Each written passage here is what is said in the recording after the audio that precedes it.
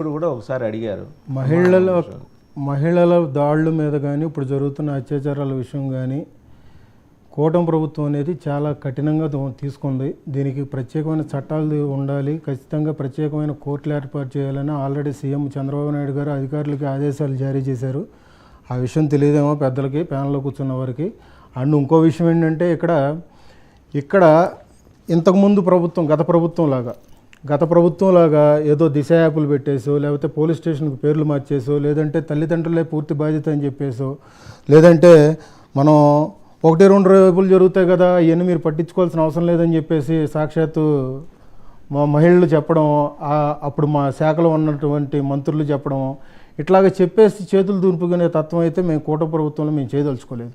దానికోసం ఏంటంటే ఒక నిరంతరంగా మహిళల పట్ల ప్రత్యేకమైన ఛార్జ్ షీట్లు పెట్టి, ప్రత్యేకమైన కోర్టులు పెట్టి, వెంటనే ఛార్జీ షీటు ఫైల్ అవ్వగానే వెంటనే ప్రత్యేక కోర్టులు ఏర్పాటు చేసిన తర్వాత శిక్ష పడేటట్టుగా అమల్లో తీసుకురావాలని చెప్పేసి మేము అధికారులకు తెలియజేయడం అయింది. అది వెంటనే చేస్తున్నారు కూడా. దానికి తోడు మొన్న ఈ మధ్య డీజీపీ గారు కూడా ప్రెస్ మీట్ పెట్టినప్పుడు మీరు చూసారో లేదో, మునుపటికంటే కూటమి ప్రభుత్వం వచ్చిన తర్వాత 10% క్రైమ్ రేట్ తగ్గిందని చెప్పేసి అన్నారు. మరి ఆవిడ చెప్పిన లెక్క అబద్ధమా? ఎవదండి? నేను అదేదండి, అది పూర్తి వివరం అనేది వాళ్ళు తెలుసుకోలేదు. ఇక్కడ డీజీపీ గారే సాక్షాత్తు చెప్పారు. ఇక్కడ ఆల్రెడీ చంద్రబాబు నాయుడు గారు ఆల్రెడీ అధికారులకి చెప్పింది ఏంటి? నాకు ఆ లెక్క కావాలి. మరి ఆవిడ చెప్పింది అబద్ధం అని చెప్పేయండి. అదే అబద్ధం అంటున్నా కదా సార్, అబద్ధం అనే నేను చెప్తున్నా కదా. పూర్తి ఆధారాలు మా దగ్గర ఉన్నాయి కాబట్టి నేను మాట్లాడుతున్నాం కదా సార్. కూటమి ప్రభుత్వంలో ఉండి మేము మాట్లాడుతున్నాం కదా. డీజీపీ గారు చెప్పింది అబద్ధం అని చెప్పేసి అనాలా, లేదా చంద్రబాబు నాయుడు గారు అధికారులకు ఆదేశాలు చెప్పేసింది అబద్ధం అనాలా? అసెంబ్లీలోకి ఏదో మైక్ ఉంది కదా అని చెప్పేసి మనం మాట్లాడిన ఎంతవరకు సబబు? ఏదో 1-2 రేపులు జరిగినాయని చెప్పేసి సాక్షాత్ ఇంతకుముందు గత ప్రభుత్వంలో అందురాలైనటువంటి జగన్మోహన్ రెడ్డి ఇంటి పక్కన అందురాలైనటువంటి బాలిక మీద అక్కడ ఉన్న లోకల్గా ఉన్న రౌడీ షీటర్ అత్యాచారం చేసి దాని గురించి దిక్కుమొక్కు లేదు. పక్కన కృష్ణానది తీరాన 2 జంట కూర్చుంటే వాళ్ళ మీద పాశవికంగా అత్యాచారం చేస్తే దాని గురించి దిక్కులేదు. ఇవాళ రోజున క్రైమ్ రేటు తగ్గిన తర్వాత ఏదో ప్రశ్నించాలి కదా, మాకు అధికారం ఉంది కదా అని చెప్పేసి ఇవాళ రోజున మైక్ ముందుకు వచ్చి మాట్లాడడం ఎంతవరకు కరెక్టు? పూర్తి వివరాలు తెలుసుకోండి. పూర్తి వివరాలు తెలుసుకున్న తర్వాత మాట్లాడండి. తెలియకుండా ముందుకు వచ్చేసి పొలం అని చెప్పేసి మేము చేసిందే కరెక్టమైన పద్ధతి, మేము చేసిందే సమన్యాయం, మేము చేసిందే కరెక్ట్గా పరిపాలన చేసామని చెప్పేసి అనుకుంటే అది ఎంతవరకు కరెక్ట్ చెప్పండి.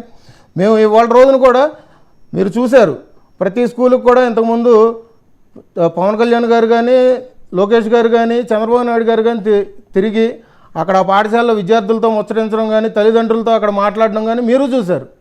అట్లాంటివన్నీ చేస్తున్నాం. ఇవాళ ఆత్మరక్షణ కోసం ఎన్సీసీ అనేది కూడా. లక్ష్మీకాంత్ గారు, మీరు డిఫెండ్ చేసుకోవచ్చు కానీ ప్రభుత్వం ఇచ్చిన లెక్కని తప్పంటే ఎట్లాగా? ప్రభుత్వం వేసిన ఏ లెక్క సార్? మీరు చెప్పండి. చదివిందంతా సార్ ఆవిడ చెప్పింది మొత్తం ఫాల్స్ అని చెప్తున్నా సార్. నేను ఇక్కడ ఓపెన్ ప్రభుత్వం ఫాల్స్ చెప్పిందా? ఆవిడ చెప్తుంది ఫాల్స్ అని చెప్తున్నా సార్. ఆవిడే వైసీపీ వాళ్ళు సొంతంగా వాళ్ళేం ఆలోచించి రాసుకోరు. వాళ్ళకి అంత సార్ ఆవిడ డీజీపీ గారు చెప్పారు. యాజ్ ఇట్ ఈస్ గవర్నమెంట్ ఏం చెప్పిందో ఆవిడ చెప్పారు, అంతకుమించి ఇంకేం లేదు సార్. నేను అంటుంది అదే సార్, చంద్రబాబు నాయుడు గారు అధికారులకి చెప్పిన విషయం ఆవిడికి తెలియదు. డీజీపీ గారు ప్రెస్ మీట్ ఆవిడ చూడలేదు. ఇవాళ రోజున ఆవిడ ఏదో అసెంబ్లీలోకి వచ్చి మాట్లాడేసిందని కాదు. నేను అది కాదా కరెక్టా కాదా అని చెప్పేసి మాతో కాకుండా 4-5 మాట్లాడమని చెప్పండి. మనం ఖచ్చితంగా ఇప్పుడు మీరు చెప్పిన లెక్కలు కూడా రేపు తెప్పిద్దాం. ఇదే ప్యానల్ కూర్చుందాం, మళ్ళీ ఇదే ప్యానల్ కూర్చుందాం, కూర్చుందాం. నేను దాని గురించి అంటున్నా కదండి. ప్రత్యేకమైన ఛార్జ్ షీట్లు తీసుకొచ్చి ప్రత్యేకమైన కోర్టులు ఏర్పాటు చేయాలని ఆదేశాలు జారీ చేశారు చంద్రబాబు నాయుడు గారు. ప్రత్యేక కోర్టులు ఏర్పాటు చేయాలంటే మీరు 164 మంది కూర్చొని అసెంబ్లీలో తీర్మానం చేయాలి. అవును సార్, అందుకనే ఇప్పుడు గవర్నమెంట్ ఫామ్ చేసి ఎన్రోల్ లెట్ మీ కంప్లీట్ చట్టం చేయాలి మీరు. అవును, చట్టం చేసిన తర్వాత అప్పుడు మీరు జ్యుడిషియరీకి అర్జీ పెట్టి ఇప్పుడు ఏం చేయమంటారు సార్? ఇప్పుడు మామూలుగా చట్టం చేయండి మీరు. తీసుకొస్తామని చెప్తున్నాం కదా సార్. ఇప్పుడు గవర్నమెంట్ ఫామ్ చేసి 10 నెలలు అయింది. 9 నెలలు అయింది. అదే సార్, గవర్నమెంట్ ఫామ్ చేసి 10 నెలలు అవుతుంది.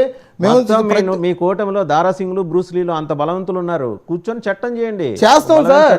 మేము అసెంబ్లీ సమావేశాలు మొన్న ఏర్పాటు చేసిన తర్వాత మేము మొన్న మాట్లాడుకుని అవుతున్నాయి కదా, ఇంకా కంటిన్యూ నెక్స్ట్ డిబేట్ లో కూడా మనం దీని గురించి డిస్కషన్ చేసుకుందాం ఖచ్చితంగా. నేను అందుకనే అంటున్నా కదా, మమ్మల్ని నమ్మి 164 సీట్లు ఇచ్చారు సార్. ఆ 164 ఇచ్చిన దానికి మేము కూటమి ప్రభుత్వంలో ప్రజలకు ఎటువంటి న్యాయం చేయాలనేది మాకు తెలుసు. అట్లాంటిదే మేము మహిళల పట్ల కూడా ఎటువంటి శ్రద్ధ తీసుకోవాలనేది కూడా మాకు తెలుసు. మీరు అర్జెంటుగా చేయాల్సింది ఏంటంటే మీరు మీ అఫీషియల్గా ప్రెస్ రిలీజ్ జనసేన నుంచి ఇప్పించండి. వరదు కళ్యాణి గారు అబద్ధాలు ప్రచారం చేస్తున్నారని ఇప్పించండి, జనాలకి నిజాలు తెలుస్తాయి. ఒకసారి బాలకోటయ్య గారు కూడా జాయిన్ అయ్యారు, వారి దగ్గరికి వెళ్దాం. బాలకోటయ్య గారు ఇప్పించండి, మర్చిపోయా. సురేంద్ర నాయుడు గారు కూడా ఉన్నారు కాబట్టి సంయుక్త